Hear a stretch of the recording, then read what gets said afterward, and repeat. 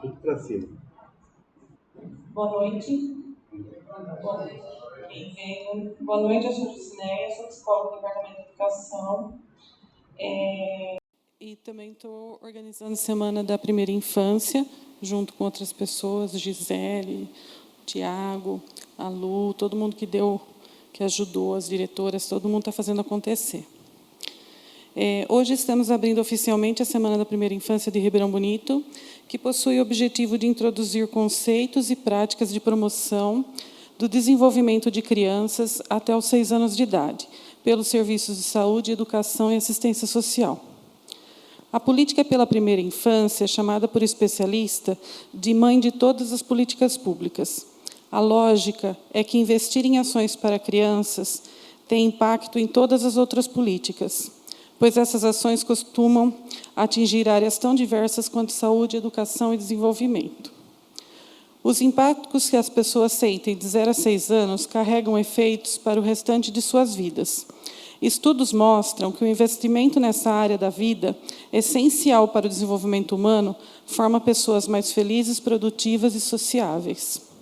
Investir na primeira infância é garantir que todo o potencial da pessoa será desenvolvido. Essa fase é de grande janela de oportunidade de investimento na pessoa humana. Com o desenvolvimento preservado, ela vai para outras etapas da vida com condições adequadas. A Lei Municipal número 2.736 institui o Plano Municipal pela Primeira Infância no município de Ribeirão Bonito e possibilitou que dessemos continuidade a um trabalho que se iniciou em 2015, com o programa Primeiríssima Infância, pois a primeira infância é considerada a janela de oportunidades. É o período fundamental no desenvolvimento cerebral e, segundo estudos científicos, é o período de maiores possibilidades para a formação das competências humanas. As políticas voltadas a crianças de 0 a 6 anos garantem ainda a igualdade de oportunidades, que é o caminho para enfrentar as desigualdades sociais. Se há investimento em todas as crianças, principalmente na área de educação, garante-se que aquelas mais vulneráveis cheguem às etapas de vida seguintes em igualdade de condições com as demais crianças. Agora, eu vou chamar as autoridades presentes para compor a mesa. Deixa eu só achar aqui. Aí a gente dá início. Está aqui. Então, vou chamar o prefeito de Ribeirão Bonito, o senhor Antônio Carlos Carregaro.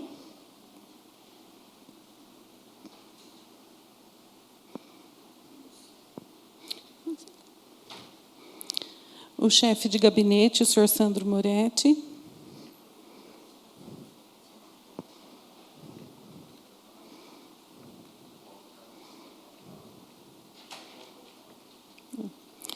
Presidente da Câmara, Dr. Moacir de Bonis Filho.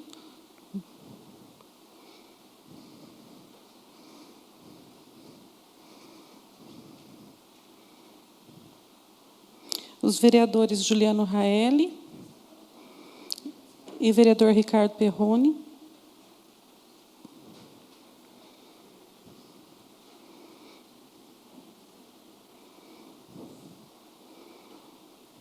A diretora da Saúde, senhora Maria Elisa Alboleia.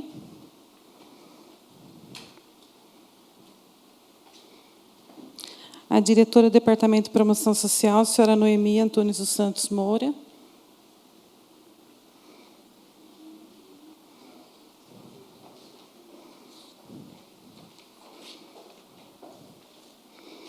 E a representante do Conselho Tutelar, a Lília.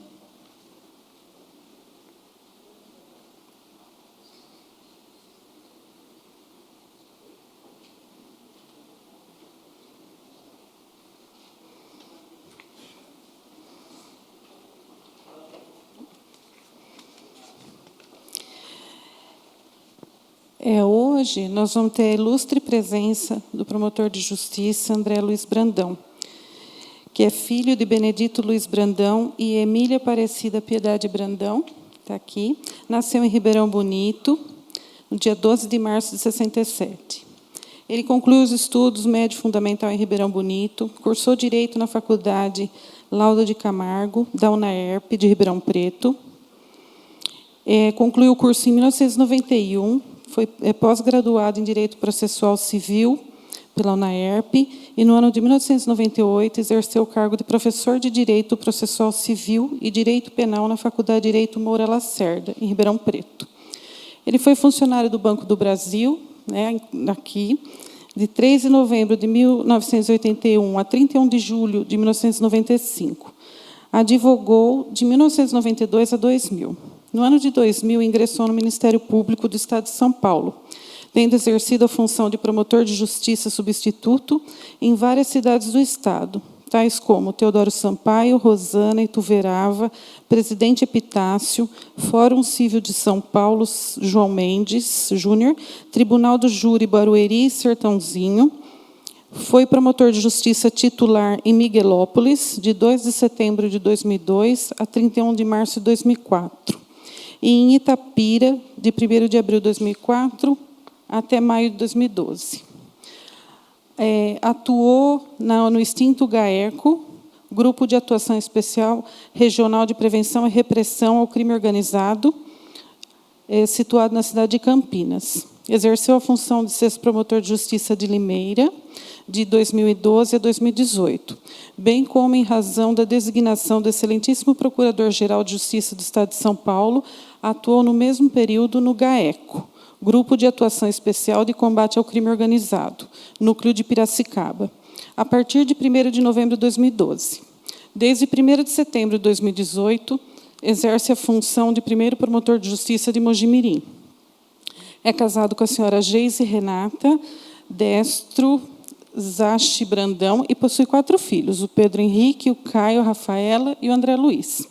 E hoje ele reside na cidade de Itapira, em São Paulo. Muito bem-vindo, muito obrigada pela presença. Tá?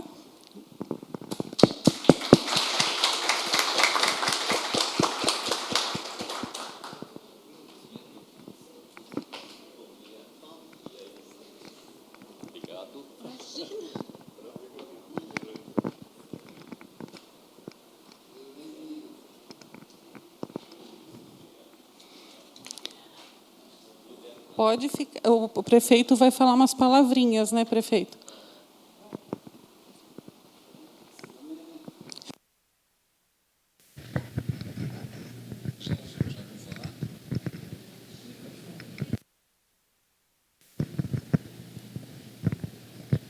Boa noite a todos. Quero cumprimentar o presidente da casa, Moacir, os vereadores, Rick e Juliano, cumprimentar o pessoal que representa as pastas da saúde, Maria Elisa, do social, a pastora Noemi, e a Regiane faltou hoje por problemas de saúde.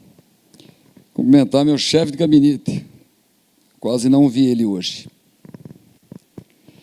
Cumprimento a todos os presentes, os professores, as diretoras de MEI, das escolas, subprefeito de Guarapiranga. Cumprimento o pessoal aí da mídia, né?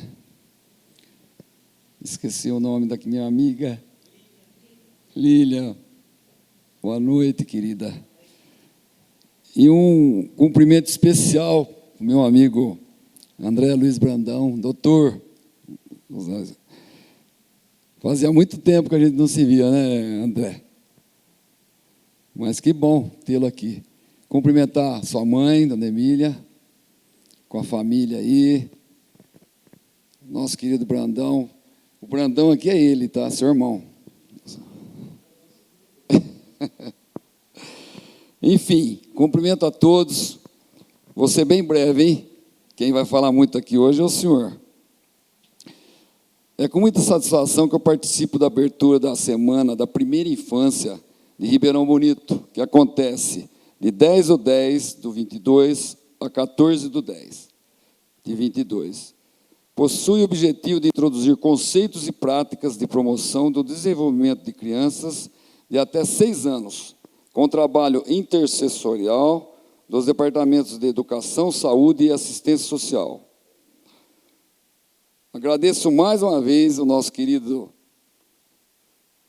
doutor promotor André Luiz Brandão, palestrante, pela presteza e disposição em dividir seu conhecimento e experiência conosco. Já agradeci as nossas queridas representantes das pastas.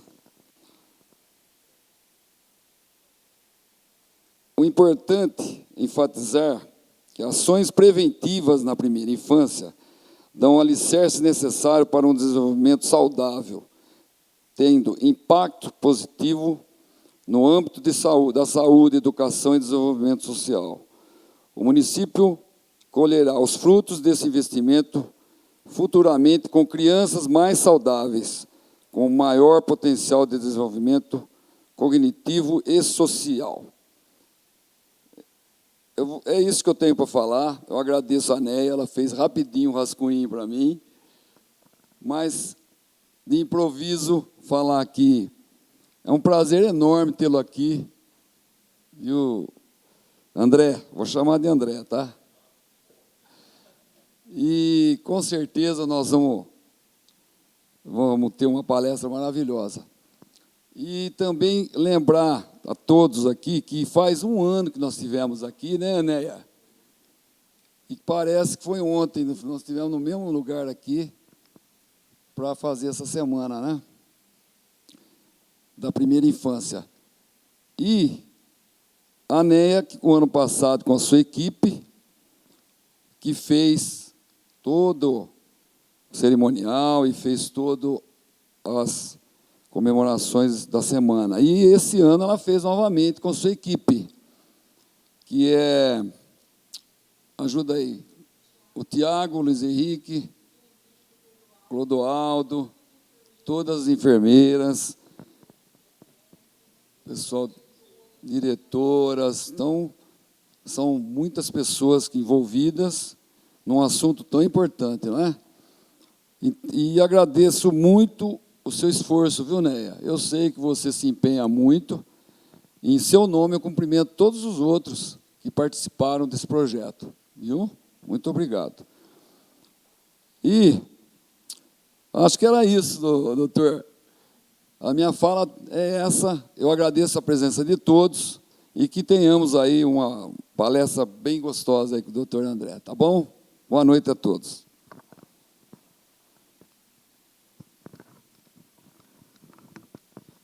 Uma boa noite a todos. Boa noite, quero cumprimentar todas as autoridades aqui, Maria Elisa, pastora Noemi, Sandro Muretti, nossos nobres colegas vereadores, representante do Conselho Tutelar, a Lilian. Mas eu gostaria de dar muito boas-vindas ao doutor André, promotor de justiça. Com muita satisfação que nós recebemos o senhor aqui. Nós temos um carinho especial pela família do senhor, o Brandão, nosso colega de trabalho aqui. Esse projeto de lei, essa lei da primeira infância é uma lei da minha autoria. Então, particularmente para mim, é muito prazeroso estar aqui hoje. E, assim, com toda a intelectualidade da lei é da minha esposa, Jocinei. Então, para mim, é muito gratificante estar aqui. Mais uma vez, a porta estará sempre aberta para o senhor e agradeço muito o senhor estar aqui. Tá bom? Uma boa noite a todos. Agora passa. Agora a gente vai ouvir, né, o nosso doutor André. Seja bem-vindo. Obrigado, Neia.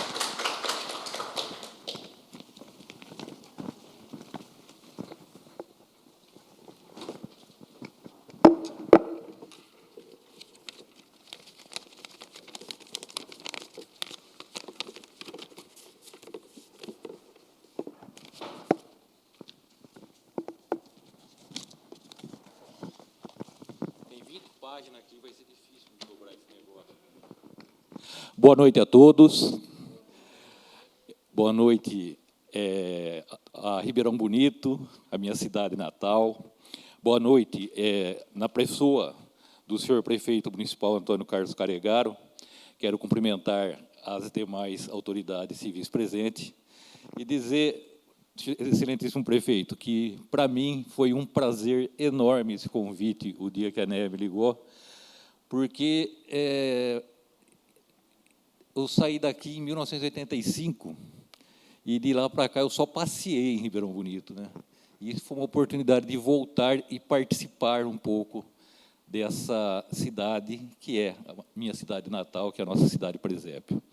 Então, na pessoa de Vossa Excelência, eu agradeço o convite de Ribeirão Bonito, o senhor, como autoridade principal da cidade, e quero dizer, fazer uma homenagem aos cidadãos de Ribeirão Bonito, na pessoa do seu pai, o senhor Antônio Caregaro, que é uma das figuras mais ilustres da minha infância, que é uma pessoa que me traz lembranças muito boas de Ribeirão Bonito. Eu, como fui funcionário do Banco do Brasil desde os 14 anos de idade, que vocês sabem, né, Lília? E era jogador de futebol e goleiro.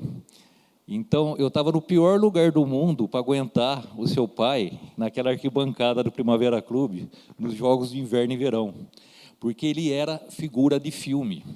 Ele ficava de pé no meio da arquibancada e infernizava a vida de todos os jogadores, né? Acho que isso te traz muito boas lembranças também dele, né? Porque era fantástico. Então, na memória do seu pai, Antônio Caregaro, eu estendo as homenagens aos ribeirão-bonitenses. A primeira-dama não pôde vir, e eu queria, então, pelo seu irmão, Juliano, estender as minhas homenagens no Semana da Criança, Semana da Primeira Infância, naquelas pessoas que nós não podemos esquecer, que é a única profissão do mundo ao qual o imperador do Japão se curva, que são as professoras. Eu queria homenagear todas as minhas professoras de Ribeirão Bonito e professores, mas eu vou me limitar a 3 pelo tempo, que é a dona Marilda, sua mãe, dona Marlene Varela e a dona Heleninha Fabre, que foi minha primeira professora, nossa primeira professora. Na pessoa dessas 3 maravilhosas professoras, nas pessoas delas, eu estendo minhas homenagens a todas as demais professoras de Ribeirão Bonito e do nosso país. Ao senhor chefe de gabinete, senhor Sandro Moretti, meu parceiro de vôlei, Hugo Verde, é um prazer enorme ver a nossa geração no comando dessa cidade, ver que nossa geração cresceu, amadureceu, e que hoje vocês, com certeza, cuidam com muito carinho de nossa Ribeirão Bonito. Então, eu vejo rostos conhecidos para todos os lados aqui, e na sua pessoa eu cumprimento a nossa geração, Sandro, tá? Que está presente aqui na cidade, que está administrando a cidade.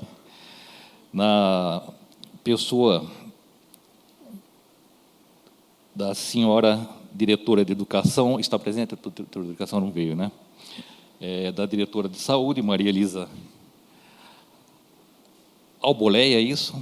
Ah, e da diretora de Departamento de Promoção Social, dona Noemi Moura, cujos cargos hoje, com certeza, são dos mais difíceis de se administrar em qualquer cidade. Mesmo numa cidade do porte de Ribeirão Bonito, com certeza, vocês dormem poucas horas por dia e trabalham muitas horas por dia. E eu tenho uma notícia ótima para a senhora, que vai piorar com o tempo isso, tá? Não tenham dúvida. Quero cumprimentar o meu irmão, Anderson Luiz Brandão, advogado da Câmara dos Vereadores, é isso, né?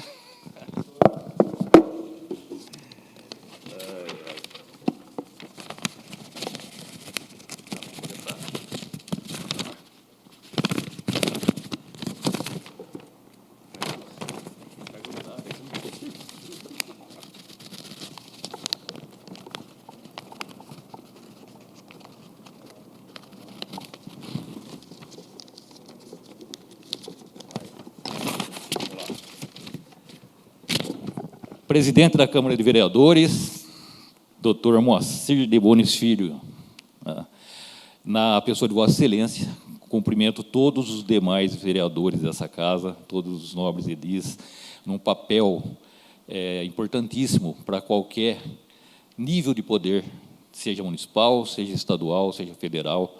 O papel dos legisladores não é só fazer lei, é fiscalizar o Poder Executivo, é ouvir a população, assim como o Ministério Público o faz, os senhores também o fazem.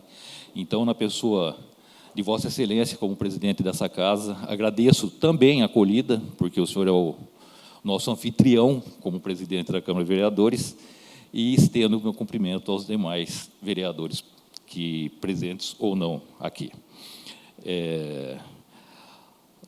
Vereador Juliano Raeli, vereador Ricardo Perrone, que não podia deixar de fazer uma menção, é sobrinho de um dos meus melhores amigos de infância.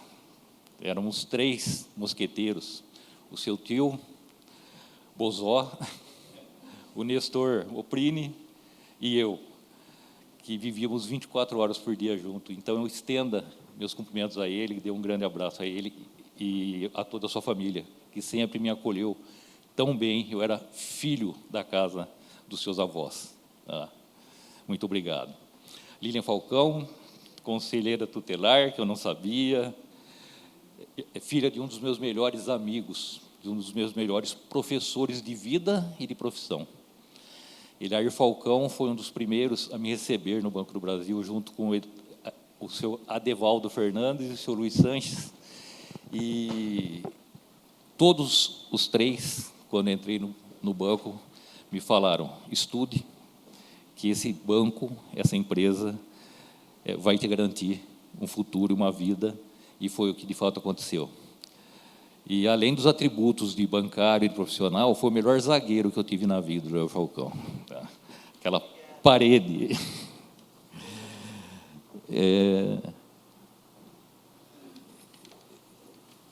Aos organizadores, a Jocinéia Magalhães de Bonis, amiga de infância, praticamente. Obrigado pelo convite, obrigado pelo contato, pela lembrança. Foi um grande orgulho e, desde o primeiro momento, eu tinha certeza que eu ia dar um jeito de vir para cá. Luciana Cristina Sten, subdiretora da Saúde, Gisele Beatriz Camilo Volpin, diretora escolar, e Tiago Celestino, dentista, os outros 3 membros da comissão de organizadores desse evento. A minha família, a minha mãe, Emília Aparecida Piedade Brandão, minha irmã Mariana Luiz Brandão, meu pai, que não está presente por problemas de mobilidade, não podia subir essa escada, mas que sei que está aqui de coração. Muito obrigado pela presença de vocês.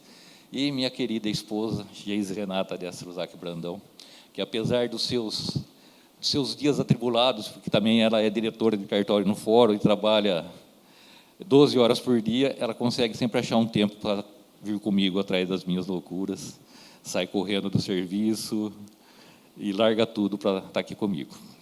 Os nossos filhos que não estão aqui, o Pedro, o Caio e a Rafaela, que não podem estar, cada um com as suas tarefas, e o André Luiz Brandão, Luiz Isaac Brandão, nosso caçula, meu xerox, e que, por enquanto, ainda continua andando com a gente. A todos os presentes eu agradeço, não dá para nominar todos, não consigo reconhecer alguns, algumas eu acho que eu não conheço, ou faz muito tempo que a gente não se vê. Então, eu agradeço a presença de todos e espero que tenhamos uma boa noite de histórias. Porque, quando formos ficando velhos, nós não temos mais lições para dar, nós não temos mais palestras para dar, não temos mais lições para fazer. Na verdade, nós viramos contadores de histórias e achamos que essa história, pela bagagem que Deus nos deu durante a vida, possa servir de exemplo e que ela fique como herança quando a gente não estiver mais aqui. Então, eu sou nascido em Ribeirão Bonito, fui embora no dia que fiz 18 anos, e daí eu segui uma vida bastante tumultuada, fui advogado, fui professor, fui bancário, muito tempo programador, só não enterrei gente pelo elevador, que nem eu brinco, o resto eu fiz tudo que se pode fazer na vida. E essa experiência nos faz enxergar o mundo, enxergar o ser humano, enxergar a humanidade de forma diferente. Eu posso dizer que do estado de São Paulo eu conheço as rodovias pelo nome e os cruzamentos das rodovias como esquina, São Antônio Carlos. De tanto que eu andei aqui. Eu fui promotor de justiça em Miguelópolis, onde eu trabalhei toda aquela região norte, próxima a Minas Gerais. Fui promotor de justiça no Pontal do Paranapanema. Não sei se vocês lembram onde que é o Pontal do Paranapanema. Quem conhece o estado.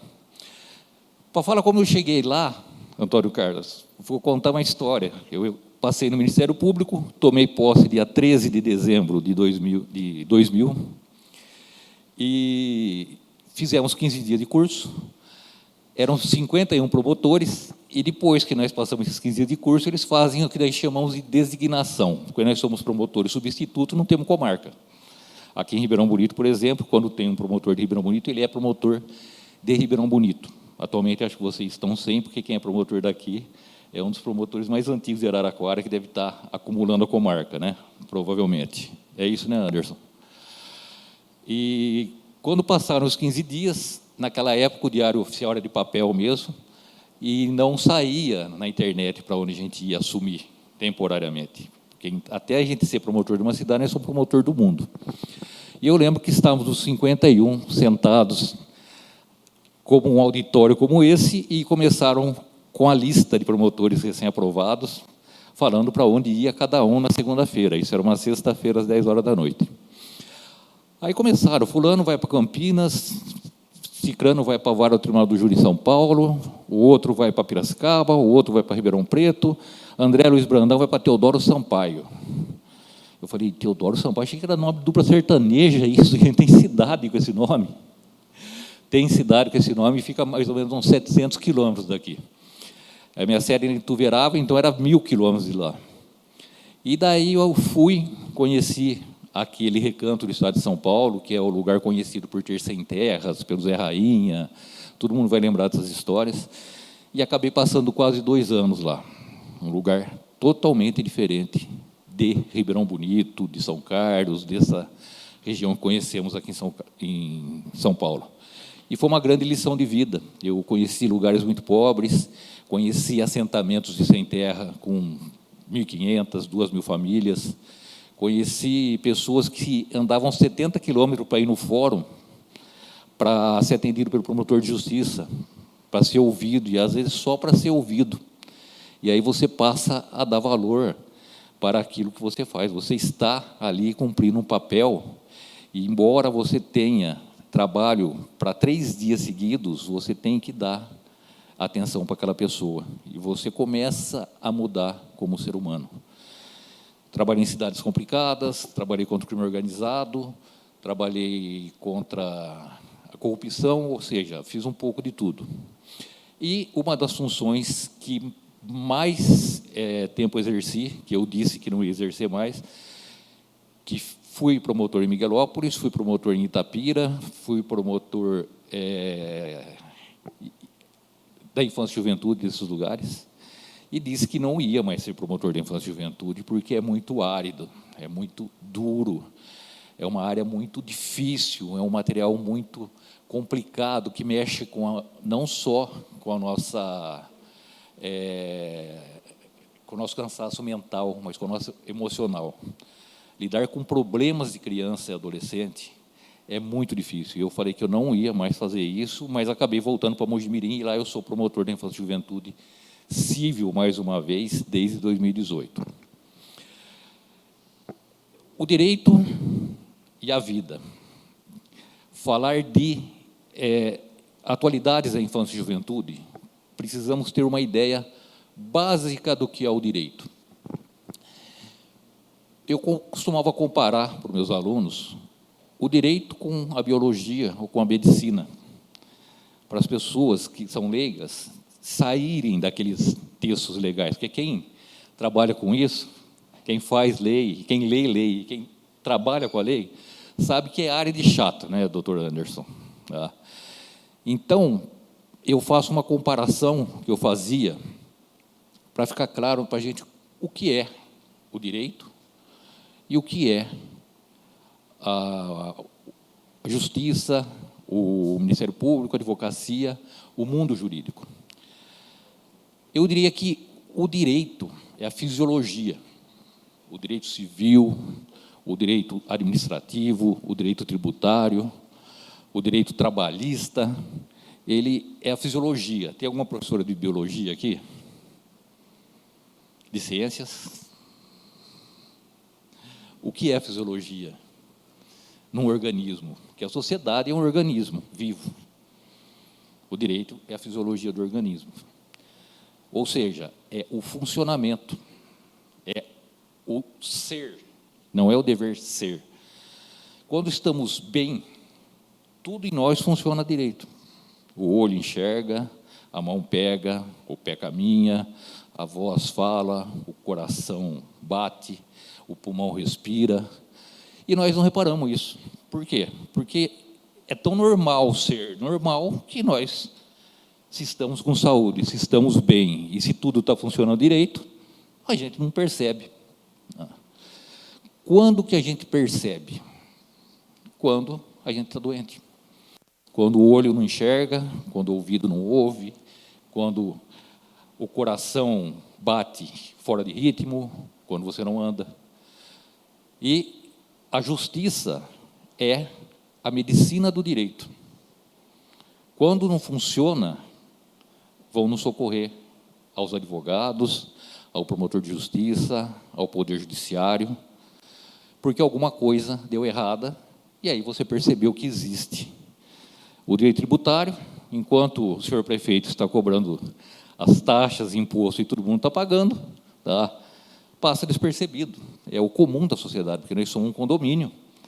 E quando nós resolvemos viver em sociedade, há 12 mil anos, mais ou menos, nós vimos que você tem que dar alguma coisa de si para o todo, para receber um pouco do todo para si. E você aprendeu que o seu direito vai até onde começa o direito alheio e que você tem que respeitar essa zona cinza. Tá? Então, enquanto você faz um contrato de locação com alguém e paga o aluguel, está tudo correndo bem, ninguém percebe que tem um contrato de locação. Não existe contrato de locação. Encerra o contrato de locação, o cara vai para o seu canto, foi embora. Mas se você não pagar, o seu locatário não te pagar, ele quebrou a fisiologia do mundo jurídico. O mundo não está mais andando como deveria ser. Se fosse, não precisávamos de juiz, não precisávamos de promotor, não precisávamos de advogado. Então, a comparação do direito com a justiça é a comparação do corpo humano, do sistema humano com a vida. E vamos nos ater só à área da infância e juventude, porque se eu for falar de todas as áreas, nós vamos ficar aqui até meio-dia amanhã. Hoje, nós temos uma geração vivendo um mundo muito complexo, muito prolixo. Essas crianças que vêm dessa primeira idade, como vocês disseram, da segunda idade, como nós acompanhamos, nascem em famílias com estruturas muito mais complexas do que na nossa época. E o direito só não tem o condão de resolver esse problema, porque o direito, ele é uma receita de bolo. Todo mundo acha que o direito, que a lei resolve o problema. O meu irmão cansou de ver fazerem lei para falar que o processo trabalhista tem que acabar mais rápido. Tem que acabar em 6 meses, ele continua acabando em 6 meses. Eles fazem outra lei falando que tem que acabar em 3 meses, ele continua acabando em 3 meses. Porque o direito é receita de bolo com base no que é a sociedade. Ele não cria o mundo, ele diz como o mundo deve ser, com base na experiência de como o mundo é. Então, seria muito bom se a gente botasse no ECA um artigo que dá direito às crianças da individualidade das 8 da manhã às 6 da tarde nas férias, sem ninguém saber onde ela está, como era o nosso tempo. Mas se puser isso na lei, vai ser efetivo? Hoje? Não, porque a lei não muda a realidade. A lei reconhece a realidade e impõe para a maioria que assim seja, que assim deve ser. Porque, por mais que ela fale que o nosso filho vai sair às 8 da manhã, em julho, e voltar às 6 horas da tarde para casa, sem saber onde está, as mães vão ficar tudo loucas, né? As mães vão... Sem celular ainda, vocês já pensaram? E nós vivemos um mundo onde toda a estrutura familiar mudou nos últimos 30 ou 40 anos. Não sei quanto, porque já faz 42 que eu estou trabalhando, eu sei que em algum período nessa história mudou o mundo. E as famílias não têm mais aquela estrutura familiar da nossa época, onde todo mundo vivia junto, todo mundo vivia acolhido, sempre tinha alguém para tomar conta dos filhos, se não era a mãe, era a avó, se não era a avó, era a tia, sempre tinha alguém. Hoje, não tem essa possibilidade. Hoje, as crianças, ou elas ficam 12 horas na escola, ou elas têm que ter uma atividade no contraturno, ou elas têm que ter babá, e elas perderam aquela energia do amor que era gerado dentro de casa. Então, as crianças, no geral, na média, já perderam isso. Agora, vocês imaginam, vamos falar em estratos sociais, que é o que eu lido todo dia. Eu acho que muita gente aqui lida, e eu sei que pelo menos tem 2 pessoas aqui que lidam muito todo dia, que são os problemas gerados por famílias desestruturadas, por várias causas, e por isso que eu digo que o futuro nosso é sombrio, o da área de vocês duas principalmente, porque o Estado nosso, ele tem um princípio, e é constitucional isso, quando a gente estuda a Constituição, a gente vê que o Estado brasileiro, assim como vários Estados democráticos, tem um princípio de solidariedade. Ele está inserido na nossa Carta Constitucional, ele está espalhado por nossas legislações extravagantes, que é o Estado, ele tem que se responsabilizar por todos. E a gente tem que achar algum ponto entre o liberalismo e o capitalismo extremo e entre o assistencialismo extremo. O Estado não pode ser assistencialista extremo porque ele não consegue estrutura para fazer isso. E as pessoas também, a maioria não quer assistencialismo, as pessoas não querem Bolsa Família, as pessoas não querem benefício previdenciário que não lhe seja devido. As pessoas querem produzir, querem ser úteis e querem receber a contraprestação por sua utilidade. A maioria das pessoas não é feliz recebendo esmolas ou coisas de graça. E hoje nós estamos cada vez mais afogando, apertando, enforcando a sociedade por conta da estrutura que nós criamos. E eu lembro de uma palestra em 1993, numa faculdade de Direito de Administração de Rio Preto. O Anderson, acho que não foi, né, Anderson? Numa faculdade de administração, eu era funcionário do Banco do Brasil, advogado na época, e, naquela época, eu comecei já a me preocupar com algumas questões. Mecanização, automação, informática e previdência. E isso já me soava um alarme lá atrás que o mundo ia começar a ficar muito complicado, porque é uma disparidade muito grande de oportunidades, cada vez diminuindo mais. Vocês têm uma ideia de quantas pessoas naquela época uma máquina de cortar cana substituía? Alguém aqui que é da área sabe? 500, em 1993. Quem tem escritório de contabilidade? Quem tem um amigo, um colega no escritório de contabilidade? Quantas pessoas trabalhavam no escritório de contabilidade na década de 80 e de 90? Na época do imposto de renda. Hoje, um computador e uma pessoa sozinho faz 1000 declarações de imposto de renda no período de declaração.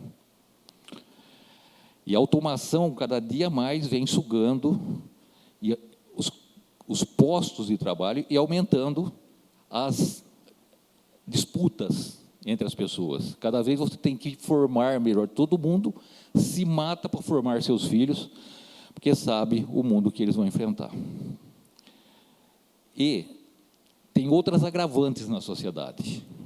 Qual é o maior problema que nós vivenciamos hoje e que causam reflexo na infância e na juventude, na primeira e segunda idade? As senhoras que estão na área da assistência social e saúde pública podiam chutar? Aqui em Ribeirão Bonito, não sei, porque ainda é uma cidade que não atingiu um nível de problemas que tem as cidades maiores.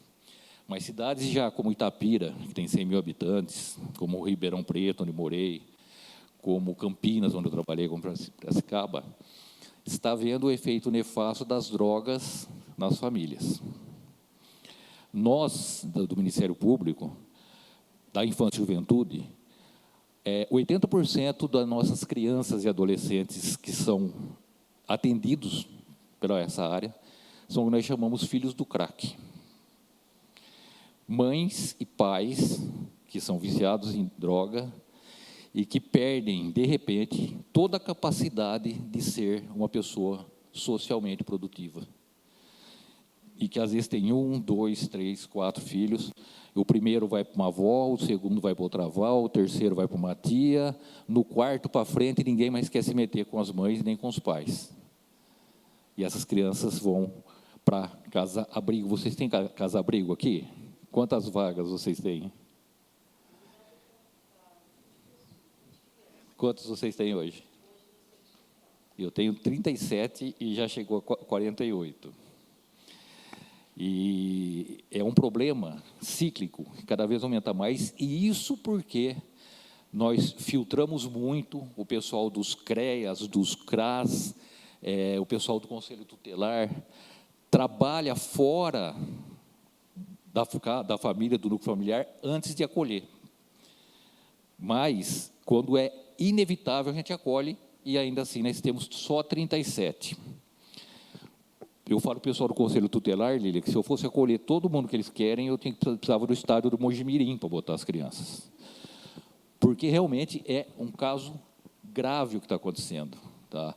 Nós não percebemos isso no nosso dia a dia, nós não percebemos isso no nosso meio, mas quando nós trabalhamos com isso, nós vemos tanto o pessoal da área da assistência social da saúde, quanto o pessoal da área da educação. Quantas são professoras aqui hoje? Então, qual o reflexo disso na escola hoje? Já tem aqui em Ribeirão Bonito muito reflexo disso na escola. E eu digo que o ECA, que faz agora 20 e 32 anos, 80, 90, 2000, 2010, 2020, 32 anos, é uma lei excelente. Foi comemorada na época, foi comemorada a cada ano de existência. Até hoje, sabemos que era uma lei necessária, revolucionou, mudou a estrutura da visão do poder público da infância e da juventude. Mas, como eu disse, a lei por si só não resolve problemas. E houve uma leitura muito errada na época do ECA. Eu estava entrando em direito naquela época. A primeira leva de interpretadores do direito que trabalharam com o Estatuto da Criança e do Adolescente, a Lei 8.069/90, interpretaram os direitos e esqueceram as obrigações. E isso gerou uma série de problemas para as gerações seguintes. E um dos lugares, além da família, óbvio, onde isso causou impacto, onde pai e mãe passaram a não saber o limite da educação do filho, não saber o limite até onde poderia ir o seu direito, a sua obrigação e como controlar filhos. Pais são e serão processados, às vezes, porque foram um pouco mais rígidos com o filho no tratamento, dependendo de quem vai pegar o caso e interpretar. E eu falo que o segundo impacto é na escola, porque as professoras e as diretoras de escola, muitas vezes lidam com situações que chegam num ponto onde não há solução. Acho que a maioria aqui passou por isso. Eu estive reunido com uma diretora e uma professora de uma escola de Mojimirim semana passada, e tem uma aluna de 11 anos de idade que ela depois de elas falarem comigo e contarem toda a história, ela é simplesmente psicopata, com 11 anos de idade. A menina destrói a escola. Os pais dos outros alunos vão na escola falar que precisa ser tomada alguma providência. A família, a mãe, não é ainda aquelas mães omissas, a mãe é uma mãe que participativa também não consegue colocar limite. E é um problema patológico, é um problema de saúde psiquiátrica, a menina. Só que a escola tem limites para lidar, e muitas vezes, quando chega nesse limite, não sabe mais o que fazer. E aí vão procurar o promotor de justiça, né? E eu, infelizmente, em alguma dessas minhas caminhadas por esse estado de São Paulo afora, em alguma dessas comarcas do Pontal do Paranapanema, Miguelópolis, eu perdi minha varinha de condão que resolvia o problema. E o pessoal vai achando que a gente vai resolver o problema. E nem sempre se tem solução para todos os problemas. Eu estou com 3 crianças de 9, 10 e 11 anos internadas em hospital psiquiátrico.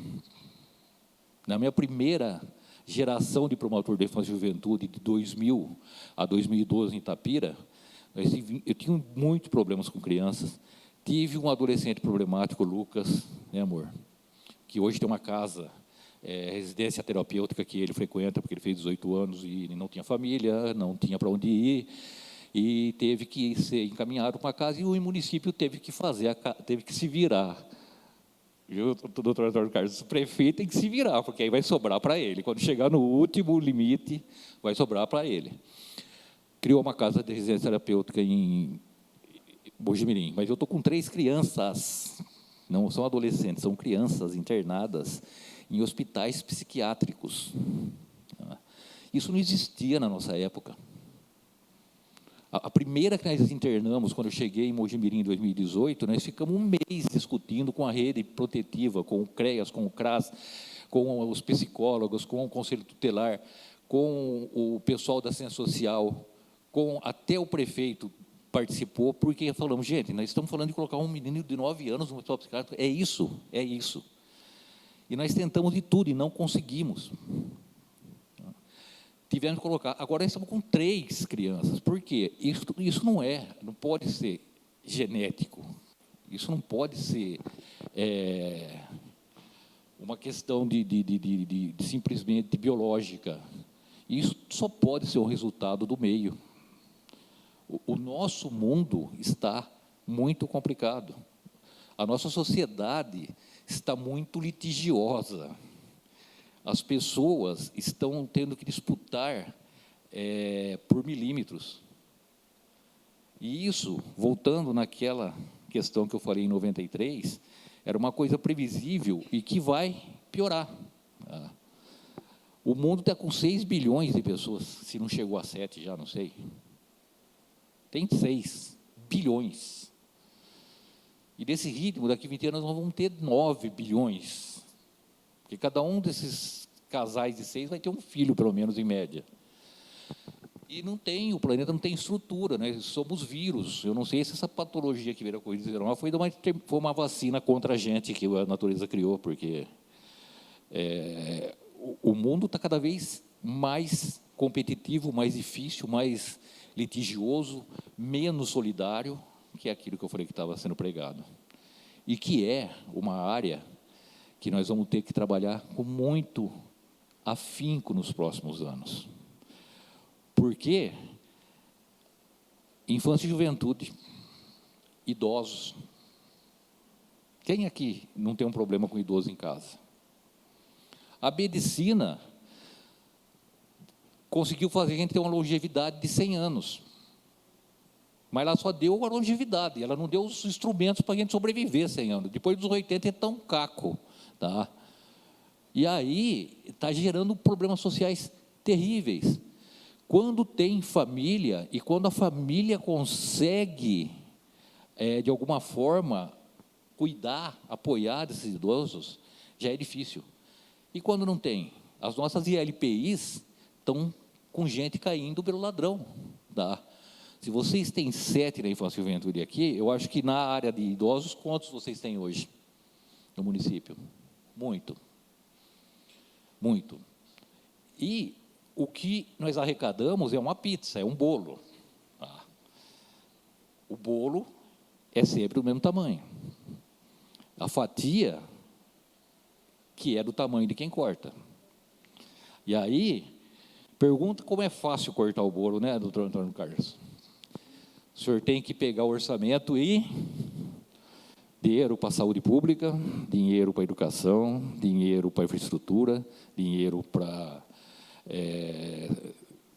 obras, dinheiro, e aí mexe de um lado para o outro, mexe de um lado para o outro, e onde acaba faltando sempre? Assistente social. Por quê? Porque a demanda está aumentando. Está engessado. O que tem está engessado. A demanda aumenta. Saúde pública. Tá? Nós temos um sistema de saúde, e eu falo isso com propriedade, a senhora que é secretária de saúde sabe disso, eu garanto, eu trabalho com saúde pública há muitos anos, nós temos um dos melhores sistemas públicos de saúde do mundo. Com todas as dificuldades que nós enfrentamos no sistema de saúde, nós temos um dos melhores sistemas públicos de saúde do mundo. Não existe sistema de saúde pública com a capilaridade do sistema brasileiro. Nós demoramos para ter a vacina da Covid, mas quando nós tivemos, nós vacinamos todo mundo da favela de Heliópolis e vacinamos gente lá no fim do Amazonas, na divisa com a Guiana. Em quanto tempo? E querem destruir esse sistema ainda por cima, por interesses escusos de saúde particular. Mas isso é outro assunto, é política, eu não vou discutir isso. Tá? Então, a nossa Constituição, nossa, de vários países do mundo, ela tem implicitamente o princípio da solidariedade. O Estado, ele tem que cuidar daquele que não consegue subsistir. E eu não estou falando viver, eu estou falando sobreviver, eu estou falando subsistir, eu estou falando viver com o mínimo necessário para não morrer de inanição. E para isso, nós temos, dentro da nossa Constituição e nas leis esparsas, sistemas de proteção social que têm que ser cuidados e que vão ter que ser aumentados. Como? Não sei, mas têm que ser aumentados. Porque a demanda de idosos vai aumentar muito nos próximos 20 anos. Tá? Demanda pública, do poder público cuidar. Ou nós vamos jogar nossos velhos, nossos idosos, nossos velhos na rua e falar, não é problema do Estado. As crianças, vamos ter muitas crianças acolhidas, vamos ter crianças internadas, tá? Porque as crianças estão sofrendo impacto do comportamento dos pais. Quem já cuidou de uma criança, filha do crack, e vou repetir porque é isso, é simplesmente isso, filhos do crack. A mãe fuma crack durante a gravidez inteira, e vocês, a maioria que são mulheres, eu não preciso falar o que a criança está fazendo lá dentro. Ela está fumando crack. Quando ela nasce, qual o impacto dessa criança? Quantas você já acolheu com filhas de crack, Lilian?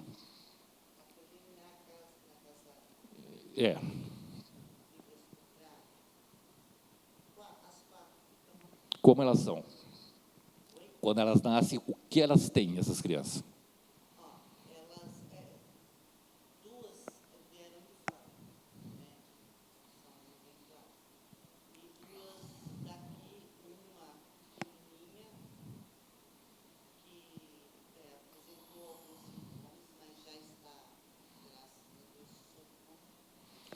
São crianças com problemas neurológicos evidentes, São crianças que até os 9 meses de idade não olham no olho das pessoas. A minha esposa esteve na casa transitória da nossa comarca comigo, pegou um bebê, demorou 40 minutos. Ela fez ele olhar no olho de teimosa, aquela é. Não é? De teimosa. A criança não olha, e a criança vai ter essas sequelas durante toda a vida. Se não as físicas, Lilian, de saúde, de pulmão, neurológicos, os emocionais. Vocês conseguem imaginar as sequelas emocionais e psicológicas numa criança que nasce fumando crack, que é abandonada na maternidade para casa-abrigo, que passa 4 anos esperando uma adoção, que é adotada, tá? E que, por melhor que seja a intenção das famílias adotantes, normalmente são, porque pessoas que adotam, a gente acompanha, nós temos uma rede para isso, por mais que essas pessoas acompanhem, por mais que a mãe e o pai postiço, como elas mesmas dizem, essas crianças, eu quero uma mãe e um pai postiço, para a gente, doutor, quando é que vai vir minha mãe e meu pai postiço? Porque eu quero uma mãe e um pai postiço, porque os meus eu não quero mais. Qual a sequela emocional disso durante toda uma vida dessa pessoa? E aí, não só o problema da criança, porque nós vamos começar a tentar resolver na primeira infância, na segunda infância, na juventude, tá? Mas, como nós vamos resolver o problema dessa criança enquanto ser humano, independentemente da idade que ela tiver, por uma vida inteira. E, enquanto isso, nós não conseguimos criar qualquer tipo de sistema efetivo de combate a isso, por mais que... E não vamos conseguir nunca, tá? Infelizmente, o problema do uso das drogas só tem um culpado, o usuário. Sinto muito. Tem pessoas que falam que eu sou muito rígido com isso, mas se não tiver usuário para ir lá na biqueira pegar droga, não tem droga. Como diz a minha esposa, se depender da gente, eles vão morrer de fome. Tá? Agora, o fornecimento, eu luto contra isso há 22 anos, que eu sou promotor de justiça. E eu garanto que eu joguei a toalha porque não vamos vencer. Tá? Quando falam que nós não vamos vencer a briga do tráfico de drogas, eu concordo hoje. Já chegamos a apreender, num ano, em operações de tráfico de droga, 28 toneladas de droga, só o nosso núcleo. Vocês imaginam quanto passa por aqui? Tá? E por que nós não vamos vencer essa luta? Porque 1 quilo de cocaína custa $3 mil na Bolívia, e custa 60 mil euros quando chega na Europa, 80 mil dólares quando chega na Austrália, 60 a 80 mil dólares quando chega nos Estados Unidos. Vocês acham que eles vão parar de traficar um dia? Não, compensa o risco. Tá? Quando tivemos uma crack da Bolsa de Nova York em 2008, que deu aquele impacto mundial, 2 coisas conseguiram manter a liquidez econômica do mundo: tráfico de droga e tráfico de armas. A indústria, comércio, a exportação do mundo deu conta. Quem manteve a liquidez financeira do mundo foi o tráfico de droga e o tráfico de armas. Então, nós não vamos vencer o tráfico. Como nós vamos trabalhar esse problema? Eu tenho uma posição muito particular e que evito muito falar, porque ela é muito polêmica. Por incrível que pareça, quem trabalha com isso enfrenta muitas dificuldades quando fala desse tema. Tem uma coisinha básica no mundo que se chama planejamento familiar. E é muito difícil falar disso, porque existe um preconceito muito grande contra isso. Você fala de planejamento familiar, já te comparam a nazista. Não pode, todo mundo tem direito de ter quantos filhos quiser. É bonito todo mundo ter direito de ter quantos filhos quiser. Eu estou com um caso lindo lá.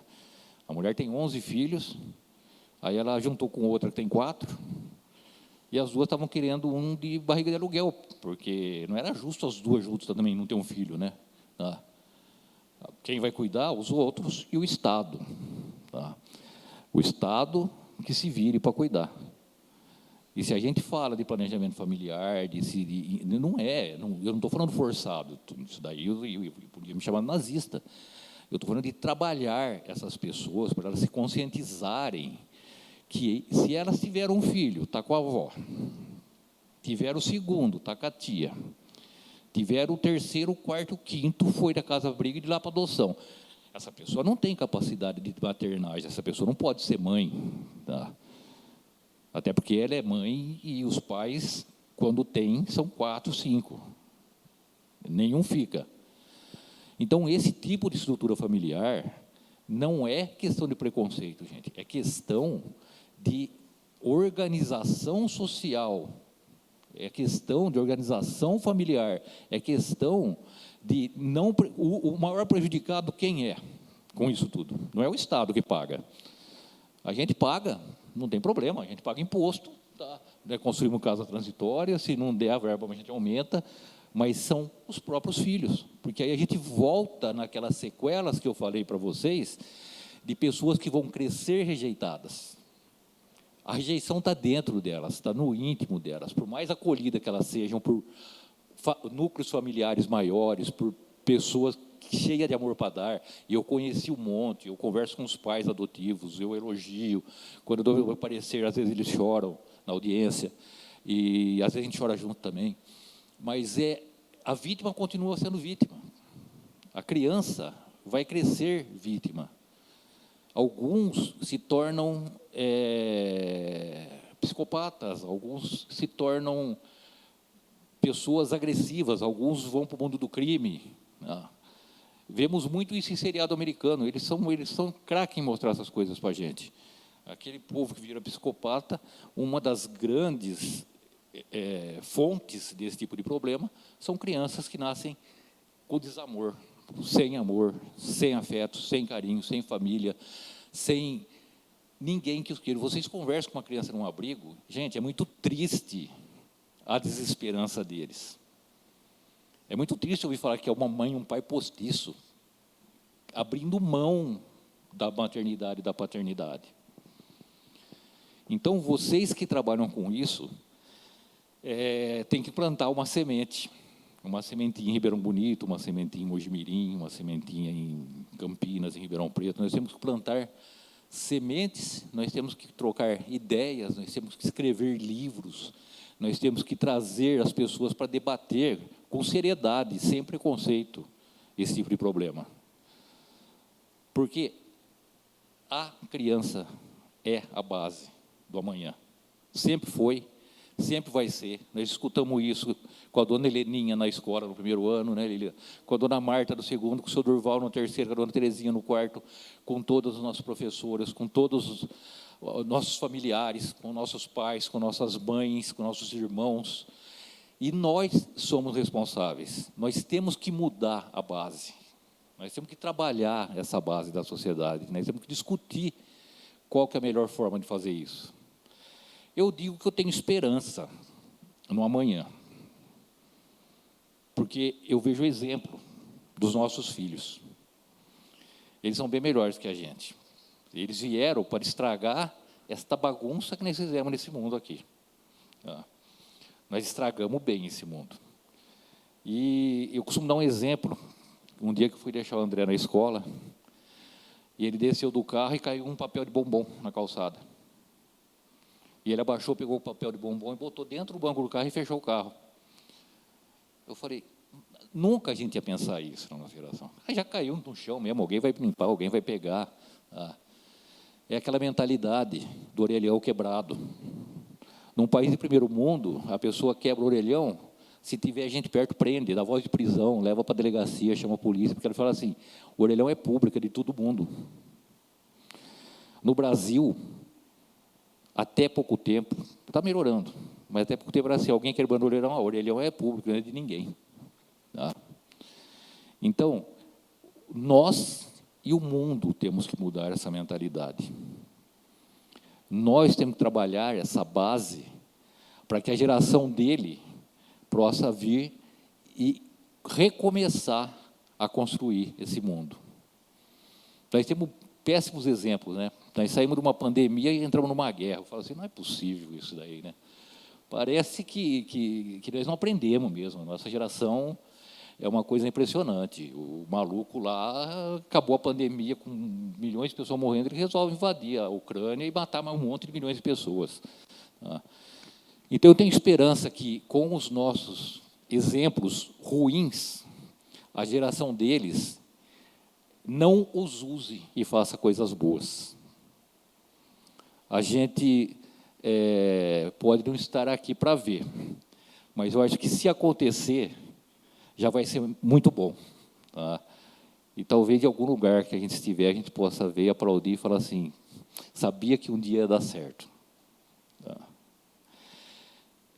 Eu repito que é uma honra estar aqui com vocês. Eu poderia falar a noite inteira, eu nem sei quanto tempo eu falei, porque fiquei sem o meu relógio, sem o celular, e eu vou perdendo um pouco o fio da meada. E aí eu vou falando sem parar, né? Maria de advogado e promotor, né, Ana? Não tem jeito. De prefeito também, de vereador também. Tá? Então, eu queria trazer essa mensagem, que nós trabalhamos com várias áreas. Nenhuma é mais importante que a outra. Eu aprendi muito isso depois de 22 anos de promotor de justiça. Mas eu tenho uma grande satisfação hoje de ter voltado a trabalhar com a infância e juventude, porque cada vitória que nós temos, a gente comemora como se fosse uma Copa do Mundo, porque está cada dia mais difícil ter essas vitórias. E, embora nós tenhamos os sistemas de saúde pública, SUS,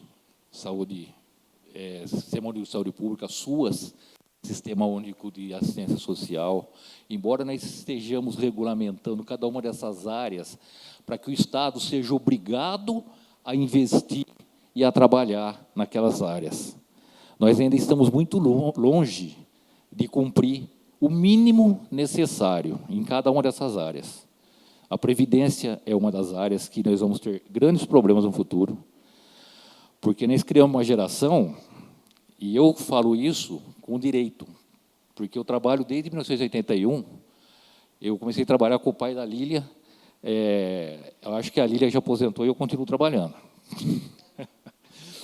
Mas nós criamos uma geração que quem for despedido agora com 55 anos de idade não vai ter emprego, porque tem um monte de gente com 20 para entrar no lugar dele, e não vai ter aposentadoria, porque ele nunca vai atingir os critérios para aposentadoria. E nós vamos ter que cuidar desse povo. O senhor vai ter que cuidar desse povo, senhor prefeito. Tá? Porque sobra tudo para o município.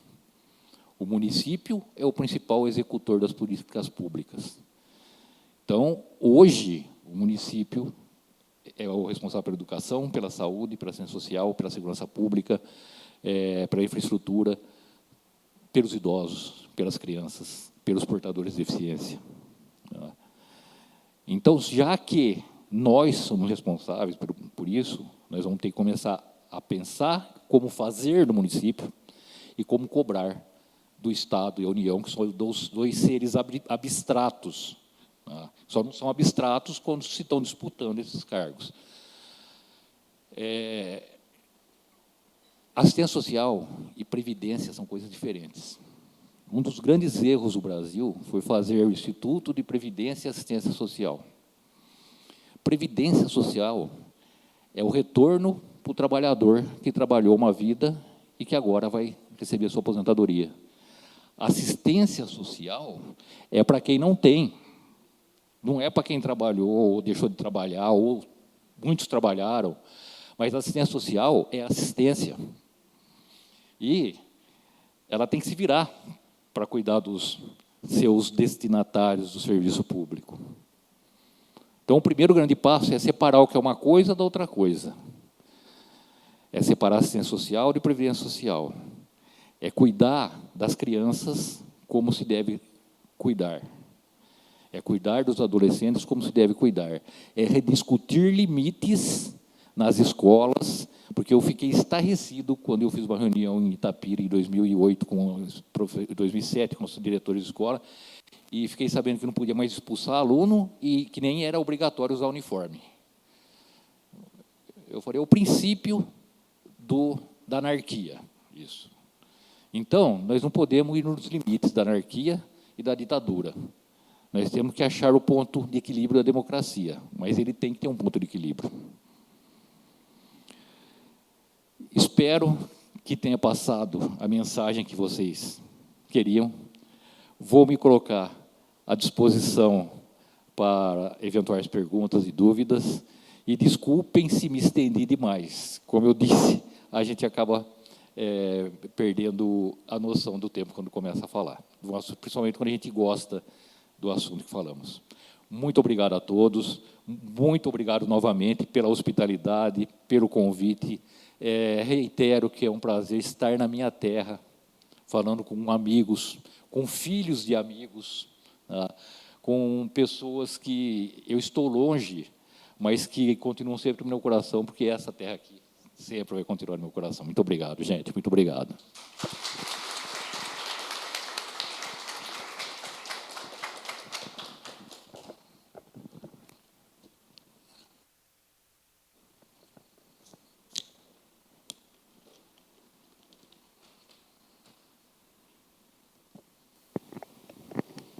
Alguém quer fazer alguma pergunta, tirar alguma dúvida? Aproveitem.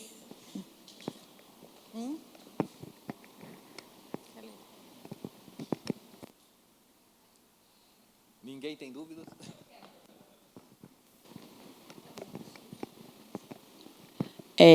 Boa noite, né? Eu sou a Marô. Boa noite. Sou diretora da escolinha lá do Manuel de Grais. Conheço você. Sim. Assim, eu estou com um caso lá na escola que eu já mandei várias vezes para o Conselho Tutelar. Elas até vão na casa, mas ninguém faz nada. Eu tenho acesso aí direto para o promotor daqui da cidade? Comigo tem. Só com o juiz da infância. Não, comigo todo mundo tem acesso. Ah, tá. Sempre teve. Com você. Desde o primeiro dia que eu sou promotor de justiça. Até fiquei assim, eu falei, nossa, eu não atendo sabia que a gente todo podia. mundo. Sempre atendi. O Ministério Público tem obrigação de atender a população. Certo. Então, eu falei, recebi uma diretora e uma vice semana passada no meu gabinete, ficou 1h30 discutindo o caso de uma aluna.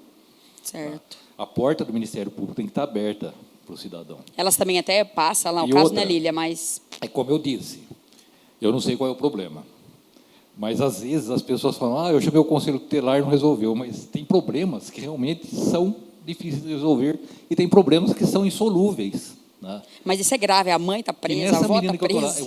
vamos ter que internar ela num hospital psiquiátrico, não tem outra, ela está ferindo os outros, ameaçando os outros meninos, ela é um tiquinho desse tamanho, os grandes têm medo dela, então é uma coisa assim, caso de sociopatia mesmo, a pessoa que não tem empatia, é problema psiquiátrico. Sim, entendi. E, na verdade, quando eu falei que as escolas têm limitações hoje, o sistema de educação tem limitações hoje de como lidar com o aluno, para mim, é difícil discutir o direito de 1 contra o direito de 30. Quando tem um aluno numa escola que o comportamento dele, ele causa prejuízo a todos os outros que estão lá para estudar e que também têm o mesmo direito que ele, eu acho que tem dois direitos de conflitos e um tem que ser... No caso, o meu está sendo vítima, ele não está indo para a escola. A mãe está presa, a avó está presa, o avô é doente, o tio também ficou doente, tá? Mas assim, esse é o tipo de problema que a gente lida na infância e juventude. A gente está preocupado com o aprendizado dele. Ele tem que ir para a escola. Como? Quantos anos ele tem? 8. 8. É uma criança. Eu acho que uma Pois criança de 8 anos ainda se dá para ir para a escola. Sim. Tem que ter um bedel para levar na escola. Eu falei que o sistema de educação é obrigado a Mora estudar. 2 quarteirões da escola. É obrigado a estudar? É. Como que é? O pai e mãe que se virem. Bom, se o pai e mãe que se virem, uma criança de 8 anos tem que ir para a escola e o pai e a mãe podem pegar e levar na escola. E um de 14, que está na biqueira vendendo droga. Quem que consegue fazer ele na escola? Você vai pegar força. Vai levar a polícia todo dia, pegar ele e levar na escola. Tá? Eu acho que, a partir de um ponto, o ser humano tem capacidade de decisões. Se com 16 anos você pode escolher o presidente da República, você pode escolher se cair na escola. A gente não pode, você tem que obrigar. Se vai para mim uma notícia que tem um cidadão de 16 anos que não vai na escola, eu tenho que instaurar um procedimento para acompanhar. O Conselho Tutelar manda para o CREAS tem que acompanhar a família. Isso é um absurdo. Tá? Ou, obrigado é uma coisa, direito é outra. É obrigado mesmo? Então, vamos fazer o seguinte, vamos criar uma unidade, tipo uma fundação casa, onde a criança não vai um dia na escola, vai lá na casa, chama o pai e fala assim, ó, primeira vez. Na outra semana, não vai de uma vez na escola, terceira vez, de segunda a sexta, internato. Tá? Leva, põe e vai ficar a semana inteira na escola. Para mim, obrigado é isso. Tá? Agora, você não pode falar que uma coisa é obrigado e não dar instrumentos de coerção para se cumprir a obrigação. É como uma lei penal que não tem pena. Tá? Se você usar droga, você vai ser penalizado com advertência. Prestação de serviço de comunidade ou multa. Então, não é crime. Crime que eu aprendi na faculdade tem pena corporal. Então, se você tem que obrigar até os 18 anos a ir na escola, você tem que arrumar um jeito de tornar coercitiva essa ida da escola. E por que quando a gente caminha para o conselho, esse pai e essa mãe não sofrem nenhuma coisa? Porque eu já mandei... Sofrem, eles são processados e são multados. São? Nossa, tem um crime crime que chama abandono intelectual. Isso, 211, né? Mas o senhor acha que eles estão preocupados? O Não, cara mas... está preso por latrocínio. Ele não está preocupado que o filho dele não vai na escola. O promotor instaura um processo, eles são processados. É igual usuário de droga. Quando mudou a lei de droga em 2006, tiraram a pena corporal de detenção do usuário de droga. Porque antigamente o usuário de droga era preso, e depois soltava e processava, mas era preso. Tem 3 penas para o usuário de droga hoje. Advertência sobre o uso da droga, prestação de serviço à comunidade e, se não funcionaria uma das duas, admoestação verbal. É lindo, a admoestação verbal, eu acho fantástico. É assim, você pega o cidadão na praça fumando um beck, leva ele para a delegacia para dar trabalho para o pessoal lá, 3 horas da manhã. O escrivão que estava lá, com 2 flagrantes, tem que parar para atender o cidadão. É a única vez que ele vai forçado no lugar, é na delegacia. Depois, vai no fórum, você puxa a capivara dele, ele não tem antecedente, fala, ele tem direito a um benefício que chama transação penal, que é uma prestação de serviço, uma cesta básica, tal. Aí você intima ele para ir no fórum para fazer a transação penal. Ele não vai no fórum fazer a transação penal, porque ele está fumando outro beck na praça. Aí você denuncia ele pelo artigo 28 da Lei 8.343/06, que é estar na posse de um flaconete tipo Eppendorf de cocaína, pesando aproximadamente 1 grama para uso próprio. E ele tem direito a um outro benefício, porque se puxa a capivara dele, ele só tem esse processo, não. Agora ele tem direito à suspensão condicional do processo por 2 anos. Ele tem que comparecer mensalmente em juízo, ele não pode ficar final de semana fora de casa, ele não pode ficar mais de 8 dias sem avisar o juiz que ele ficou fora da cidade, ele não pode frequentar zonas, boates, lugares de reputação duvidosa, tal, tal. Aí você marca outra audiência para fazer essa proposta para ele. Esse benefício. Vai o cartório prepara a intimação, o oficial de justiça vai lá na fazenda Santo Antônio do Rarará, 12 horas de cavalo para achar o cara, intima ele para audiência, marca a audiência, está lá na audiência juiz, um advogado que está sendo pago pela assistência judiciária, o escrivão, ou a pessoa que toma conta lá fora, e ele não vai. Aí você fala assim, agora nós vamos processar ele e condenar.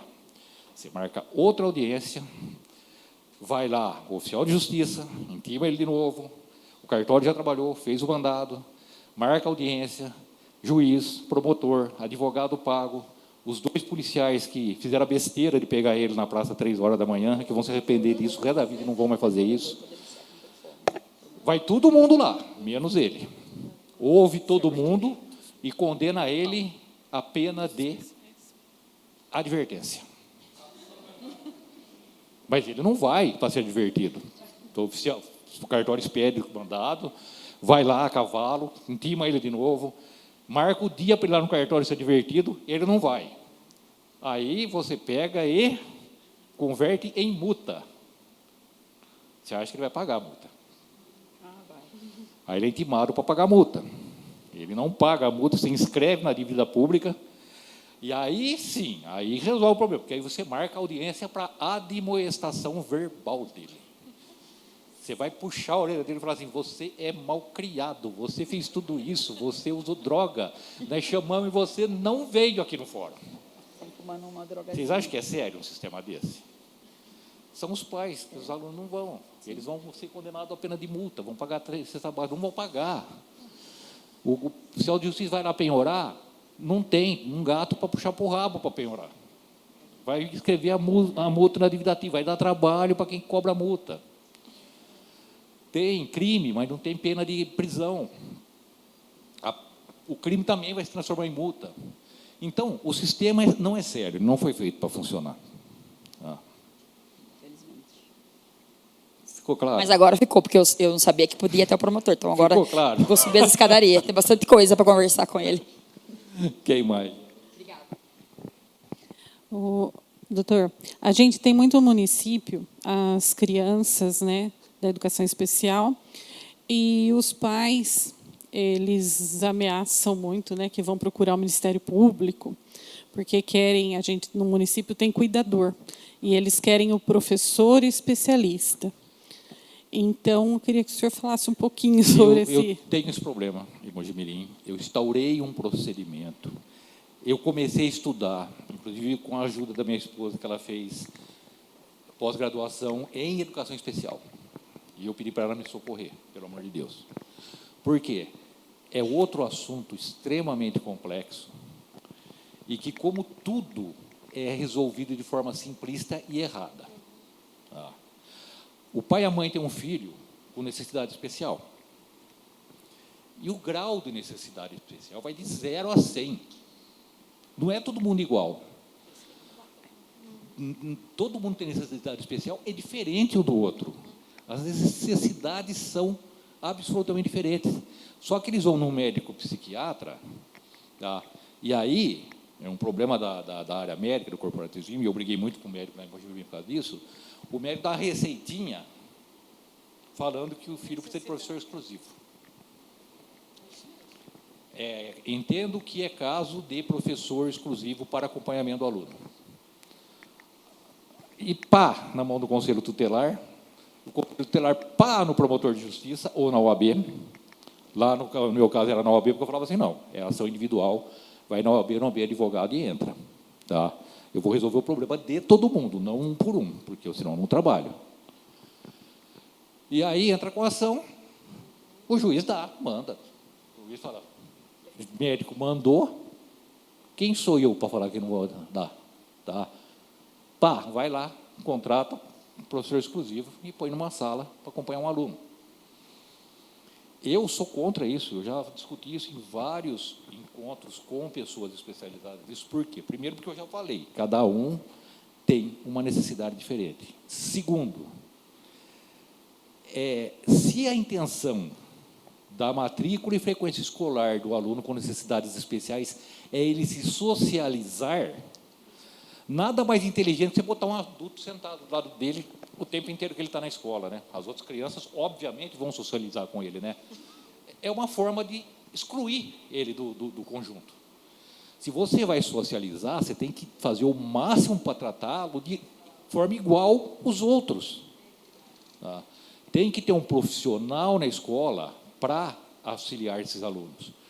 A não ser aqueles casos extremos que pais querem, que eu acho, particularmente eu não faria, aqueles que são dificuldades especiais extremas e que não têm qualquer espécie de possibilidade de socialização, porque não tem capacidade alguma de compreensão, e que os pais insistem em mandar para a escola para, muitas vezes, se livrar da criança. e que não vai ter uma solução efetiva. Ele vai ficar na escola até o último ano, passando de um ano para o outro, e de lá ele vai ou voltar para casa ou vou para a instituição. É o mesmo problema que temos na internação psiquiátrica. Tá? Internação compulsória. Aqui tem internação compulsória? Eu acabei com a internação compulsória em Mojimirim. Exatamente. A internação compulsória, ela é muito específica. A internação compulsória é aquela que a pessoa não tem família, é agressiva, o médico determina que ele tem que ser internado, e aí o Ministério Público tem que ajuizar uma ação para internar, porque o Ministério Público representa o curador de incapazes. Tá? Agora, se a pessoa tem família, a mãe leva ele lá no CAPES, o médico pega, eu sugiro uma internação compulsória. Sugere. O médico não sugere nada. O médico determina ou não determina. Tá? Conforme ela falou, eu sugiro uma internação psiquiátrica compulsória. Aí vão lá no Ministério Público. Eu falo assim, não é compulsória, é involuntária. Não, como assim? Tem alguém para autorizar, não é compulsória. Tem mãe, tem pai, ou tem irmão, ou tem esposa, ou tem um parente próximo, ou tem um vizinho que tem vínculo que não seja de parentesco, mas seja de afinidade. Se tem alguém que seja responsável, é involuntária. O médico tem que internar, pedir vaga no CROSS, esperar a vaga e mandar o cidadão ou a cidadã. Tá? Então, eu comprei essa briga durante 3 anos e consegui acabar com as internações voluntárias em Mojimirim. Mas os meus colegas continuam fazendo no outro lugar. Eu acho que é mais fácil fazer internação compulsória do que você trabalhar o certo. Tá? Então, essa questão do aluno especial é a mesma coisa. Tá? Tem que ter avaliação de uma comissão, tem que ter médico psiquiatra, tem que ter pedagoga, tem que ter professora, tem que ter diretora, tem que ter terapeuta ocupacional, tem que ter um grupo que analise, avalie e fale qual é o grau de necessidade e qual o grau de apoio e auxílio que ele tem que ter na escola, para ele passar a maior parte do tempo junto com os amiguinhos para ele se socializar. E não do lado de um adulto sentado na cadeira com ele na sala de aula. Não faz sentido isso. Para mim, pelo menos, não faz. Tá? Então, a parte do aluno especial, a parte de internação psiquiátrica e a parte do planejamento familiar, muitas vezes eu sou contestado, inclusive por colegas meus do trabalho que não concordam. Mas eu vou continuar batendo nessas teclas. Eu acho que, às vezes, a solução ideal ela é mais difícil, mas ela é adequada. Tá? Então, a gente teve um caso aqui em Ribeirão, os pais entraram na justiça, o juiz concedeu, a gente fez uma argumentação, a prefeitura recorreu, e agora ele estabeleceu que vem um técnico do judiciário para avaliar justamente isso, o grau, né, se há necessidade. Então, vai avaliar... Mas, normalmente, o tribunal mantém e manda contratar. Por enquanto, ainda não veio. Normalmente, é o que acontece. Tá? Ninguém quer pôr a mão na fogueira. Todo mundo se livra do problema. Está errado se livrar, mas todo mundo se livra. É muito mais fácil você, como judiciário, mandar fazer. Tá? Não, o prefeito se vira, contratam... Tem 20, contrata 20 profissionais, um para cada um. Olha que absurdo que chega a ser isso, gente. Tá? Então, nós temos problemas sérios ainda no girar da justiça, com vários tipos de assuntos e temas que não são próprios nossos, nós não somos técnicos nisso. E aí nós acabamos fazendo besteira. Em vez de consultar quem entende, a gente acaba decidindo da forma que a gente acha que é o melhor. Está errado isso daí. Tá? A primeira coisa que eu falava quando chegava no meu gabinete, eu preciso de uma internação. Eu falava, não sou médico, eu não interno ninguém, e o juiz também não interna ninguém. Tá? E se a gente internar, nós vamos ser processados, porque nós não temos capacidade para isso, nós não estudamos para isso.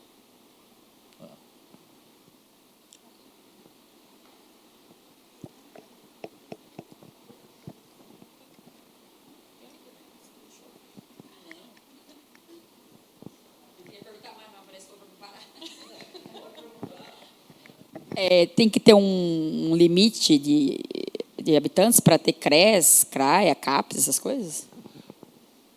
Eu não sei qual é exatamente, mas tem. Por exemplo, lá em Mojimirim nós conseguimos o CAPES IJ, porque eu já liguei em São Carlos. Embora não tenha o número de habitantes que exige o CAPS J, eu acho que é 100 mil. 50? Ah, então tem. Então, nós conseguimos o CAPS J lá durante a pandemia, que ajudou muito, porque trata só criança e adolescente. Tá?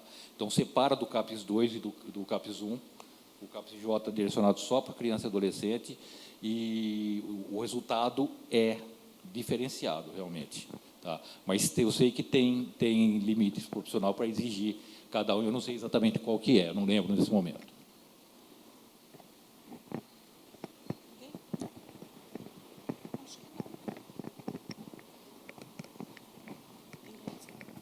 Encerramos? Então, gente, muito obrigado mais uma vez. Espero que tenha sido claro, espero que tenha sido objetivo, que não tenha sido prolixo e que tenha ajudado um pouco vocês a ter uma visão um pouco mais completa e diferenciada do Judiciário, do Ministério Público, da Advocacia, do Poder Público em geral, do Executivo, do Judiciário, e saber que é todo mundo trabalhando junto. Não existe ave sozinha que faz verão. Tá certo? Muito obrigado a todos.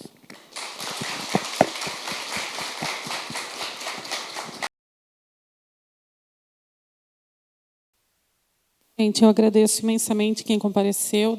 Eu sei que é difícil o dia a dia, né, cansativo, tudo, mas eles estão gravando também. Depois a gente pode disponibilizar também a palestra para quem não pôde vir e discutir mais esses assuntos, né, que é uma coisa do dia a dia nosso.